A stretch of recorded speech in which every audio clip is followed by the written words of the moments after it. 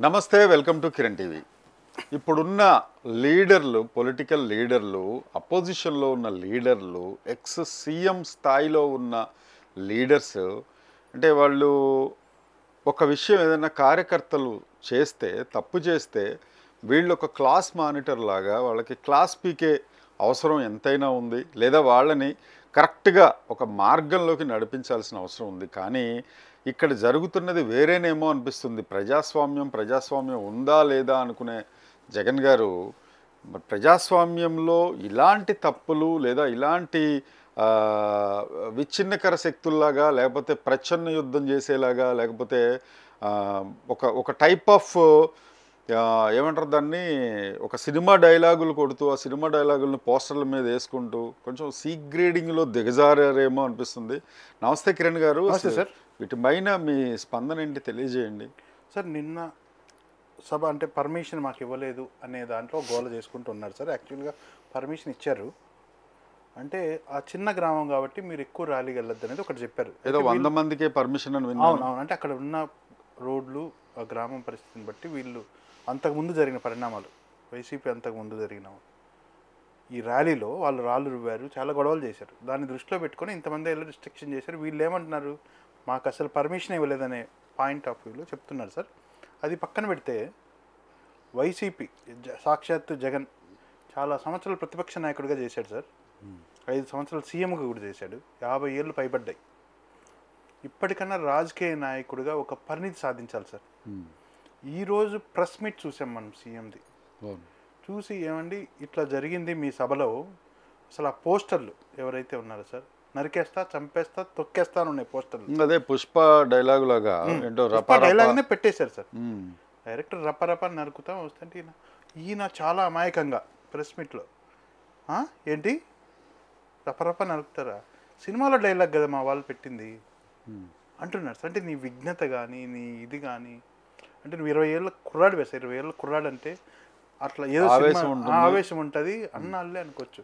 నువ్వు సాక్షాత్ సీఎంగా చేసావు, ఎంతోమంది కలెక్టర్లను, ఐపీఎస్లను, ఐఏఎస్లు మెయింటైన్ చేసావు, ఇంత పెద్ద స్థాయికి వచ్చావు.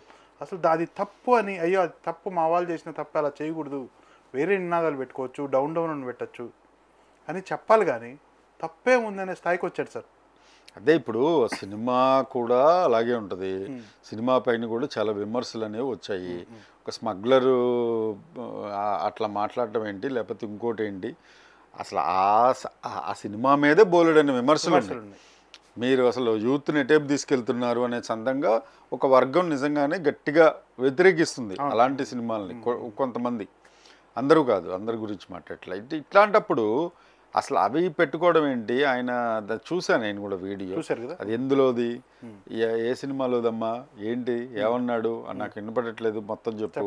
రపరప ఏమన్నాడు, అది ఎందులోది, సినిమా డైలాగు. ప్రజాస్వామ్యం లేదా అని అన్నాడు దీంట్లో.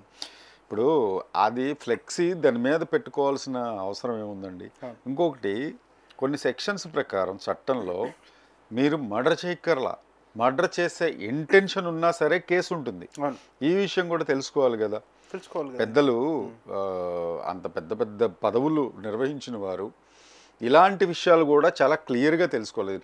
ఇంటెన్షన్ మాత్రమే కాదు, ఇంటెన్షన్ అంటే కేవలం చేస్తేనే కాదు, నేరం చెయ్యాలన్న ఇంటెన్షన్ ఉన్నా సరే వాళ్ళని తీసుకెళ్ళి భద్రత రీత్యా, ప్రజా భద్రత రీత్యా, ప్రజా సంక్షేమ రీత్యా లోపల తీసుకెళ్ళి జైల్లో కూర్చోబెట్టే అధికారం అనేది పోలీసులకు ఉంటుంది. ఇది అందరూ తెలుసుకోవాల్సిన విషయం. అసలు చట్టం ఏంటి, న్యాయం ఏ రకంగా పనిచేస్తుందని. అంతేగాని ఇది కూడా ప్రజాస్వామ్యమే, లా అండ్ ఆర్డర్ కూడా ప్రజాస్వామ్యంలో భాగమే.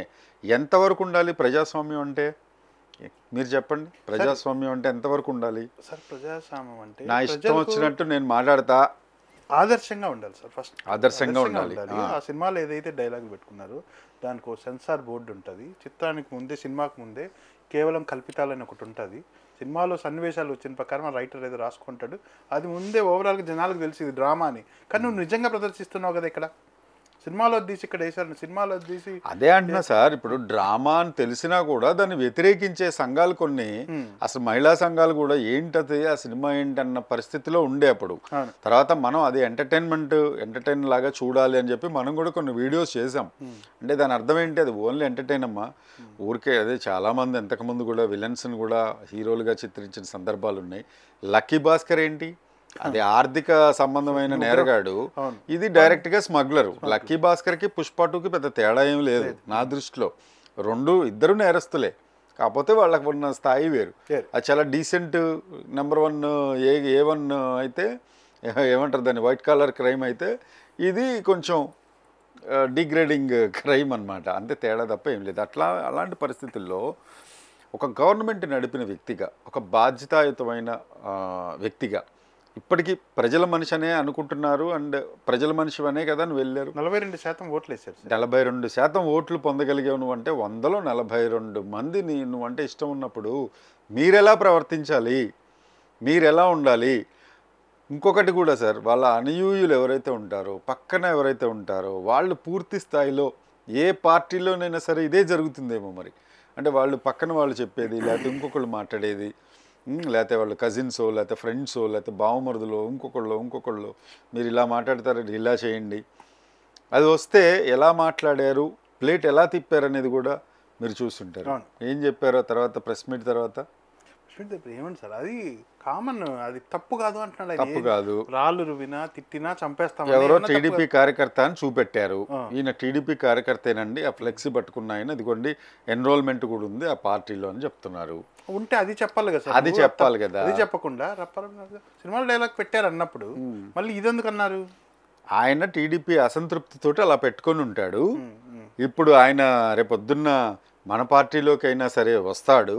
టీడీపీ వాళ్ళు చేసే అరాచకాలకి, లేకపోతే వాళ్ళు అసలు ఏ పథకాలు వర్తింపజేయకపోవడంతో అసహనంతో, అసంతృప్తితో ఉన్నాడు కాబట్టి అలా ఫ్లెక్సీ పట్టుకున్నాడు. టీడీపీ వర్గీయుడే, రేపొద్దున్న ఇతను మన పార్టీలోకే వస్తాడు, రానివ్వండి అంటున్నాడు ఆయన. అంటే పూర్తి స్థాయిలో ఇలా ఉన్నదాన్ని ఇలా మాట్లాడు.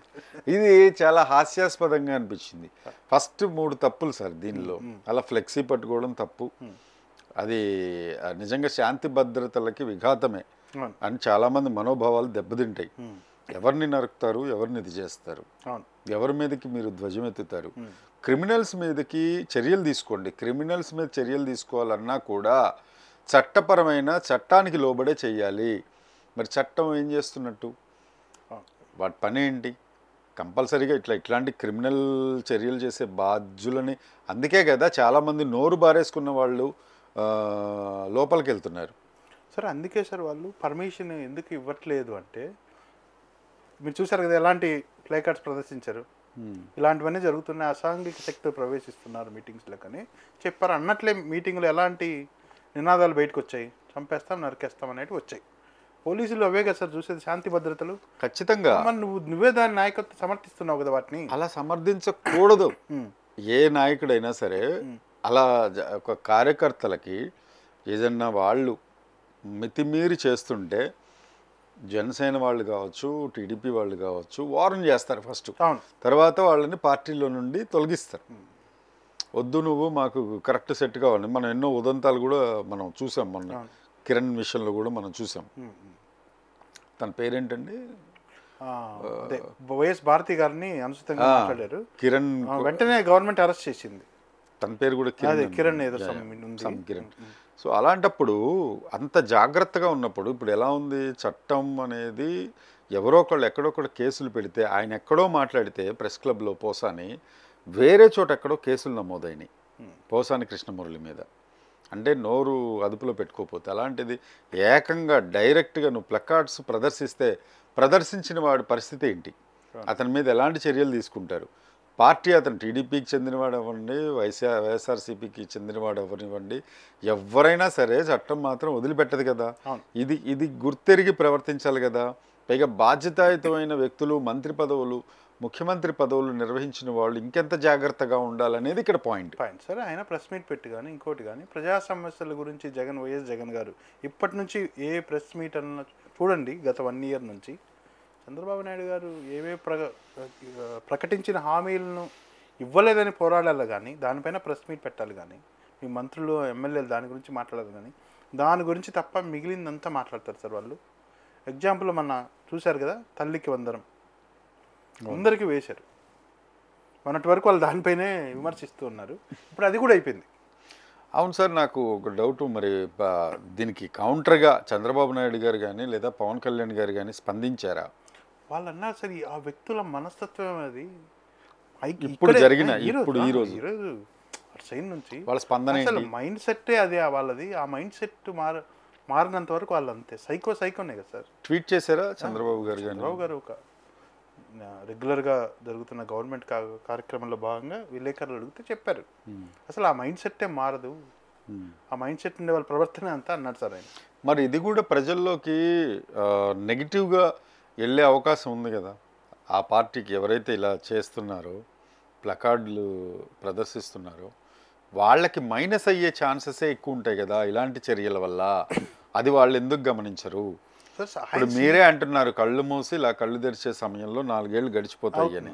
మరి గడిచిపోయిన సమయంలో ఈ 4 ఏళ్లలో మీరెంత జాగ్రత్తగా ఉండాలి, ప్రజల పట్ల మీరెంత సేవానిరతితో ఉండాలి, రేపొద్దున్న వాళ్ళతోటి ఓట్లు వేయించుకోవాలనే భావనతోటి వాళ్ళల్లో ఎంత మంచితనంగా మీరు దూసుకుంటూ పోవాలి, అంటే వాళ్ళల్లో మీరు ఓట్లు వేయించుకునే విధంగా ప్రజలకు మీరు ఎన్నో సేవా కార్యక్రమాలు చేయాలి. వాటి మీద కదా మీరు దృష్టి పెట్టాల్సింది. అవును సార్, ముఖ్యమంత్రి గారు చంద్రబాబు గారు కూడా అదే మాట అన్నారు 4 సంవత్సరాల తర్వాత కదా, అప్పటికేమవుతుందో చూద్దామన్నాడు సార్ ఆయన.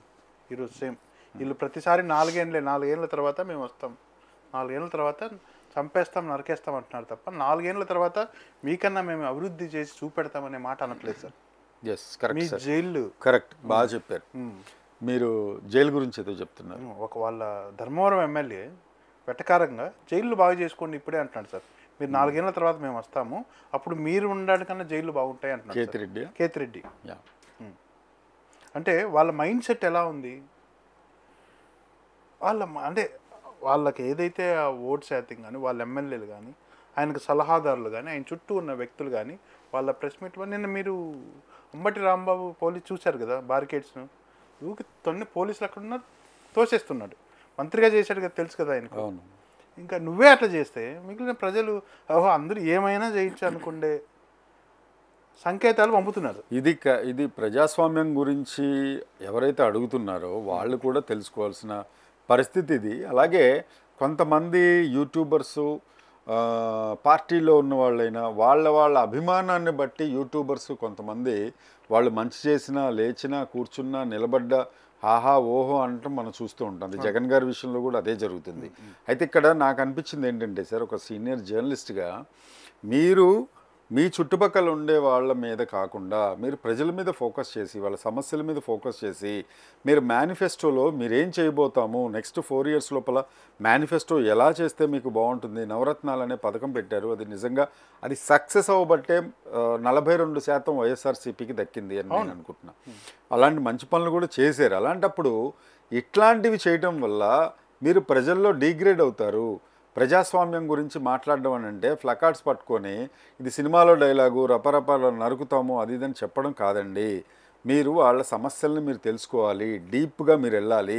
పాదయాత్ర ఎలా చేశారు అప్పుడు వైఎస్ఆర్ చేయగలిగాడు కదా రాజశేఖర రెడ్డి గారు, అసలు ఒక మహోన్నత నాయకుడు, ఆయన వెంట అసలు జనం విపరీతంగా అసలు అప్పుడు చూసాం, పదవిలోకి కూడా వచ్చారు. అట్లాంటి హూందాతనం నిలబెట్టుకోకుండా అలాంటి ఒక మర్యాదపూర్వకమైన ప్రవర్తన కాకుండా ఇలా చేయటం అనేది ఇంకా డీగ్రేడ్ అవుతుంది కదా. 42% కాస్త 12% దిగిపోయే అవకాశం ఉంది. 11 seats కాస్త 6 సీట్లకో 5 సీట్లకో పరిమితం అయ్యే అవకాశం ఉంది కదా అంటా నేను.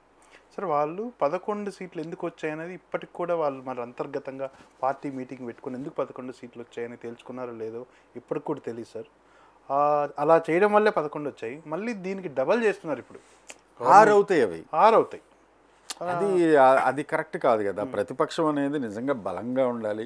అసలు ప్రతిపక్ష హోదా దక్కించుకునేలాగా మనం ముఖ్యంగా మన చర్యలు అనేవి ఉండాలి. అలాగే రేపొద్దున్న 4 సంవత్సరాలలో ఒక డి అంటే డి అనేలాగా గట్టిగా పోరాటం చేస్తే అరే వీళ్ళు కూడా ఒక ప్రతిపక్షంలాగా ఉంటే బాగుంటుందని జనం అనుకునేలాగా ఉండాలి. ఏ పార్టీ అయినా అంతే కదా సార్, XYZ ఏ పార్టీ అయినా అంతే, ఇక్కడైనా అంతే, తెలంగాణలో అయినా అంతే, బీహార్లో అయినా అంతే, యూపీలో అయినా అంతే, ఎక్కడైనా ప్రజలు కోరుకునేది ఒక మంచి పథకాలను వర్తింపజేసి గవర్నమెంట్ మాకేం చేస్తుంది, అంతేగాని ఒకళ్ళనొకళ్ళు తన్నులాటలు కొట్లాటలు ఇవన్నీ కాదు. ఎక్స్పెక్టేషన్స్ అయితే ఇవి డెఫినెట్గా కాదు. ఇదైతే ప్రజాస్వామ్యం కాదు. డెఫినెట్గా ఇలాంటి చర్యలకి దూరంగా ఉంటాయి రాజకీయ పార్టీలు, కొంత హుందాగా వ్యవహరిస్తాయని నిజంగానే ఆశిస్తున్నాను. నమస్తే.